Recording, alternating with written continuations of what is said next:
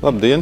Es esmu Uģis Traubergs, pārstāvu firmu TT Motosport, kas nodarbojās ar sporta automobīļu aprūpi un izgatavošanu daļēji un visu kaut kādām tādām sportiskām lietām. Kocēnos esam jau laikam, kad jau 7. gadu. Esam laimīgi visnotaļ, Kocēnos viss ir labi. Tā mūsu darbības sfēra arī ir pamatā ir sporta automobīļi, līdzīgi varbūt kā šeit netālu ir zirgu staļļi, kur ir ar sporta zirgiem un ar zirgiem visa darīšana. Tad šeit tas pats notiek ar automobīļiem.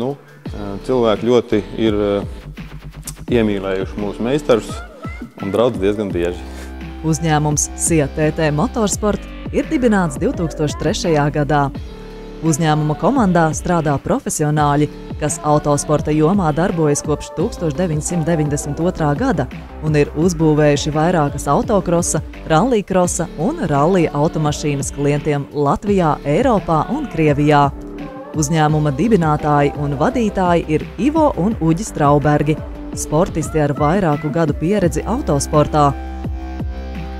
450 kvadrātmetru lielā darbnīca atrodas Kocēnos, un tā ir aprīkota ar vairākiem autopacēlājiem, riepu montāžas un balansēšanas iekārtām, remonta bedri vieglajām un smagajām automašīnām, ģeometrijas atjaunošanas stendu, bremžu spēka mērīšanas iekārtu, virpu, frēzi, kompresoru, metināšanas iekārtām un citām ierīcēm un instrumentiem, kas nodrošina kvalitatīvu remonta pakalpojumu sniegšanu.